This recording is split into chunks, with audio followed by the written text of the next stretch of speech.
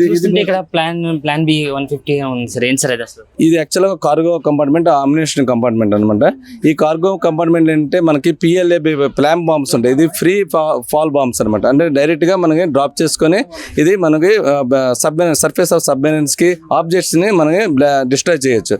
Also సముద్రం ఉన్న కూడా డిస్ట్రాయ్ చేయదు. ఫ్రీ ఫాల్ అనమాట. మనకి గైడెడ్ కాదు.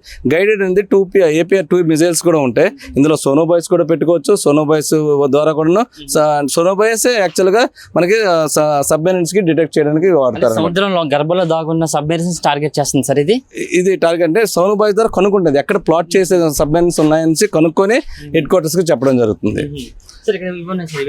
ఇవన్నీ sonobuoys, passive sonobuoys and active sonobuoys, semi active sonobuoys అని 3 రకాలుగా ఉంటాయి.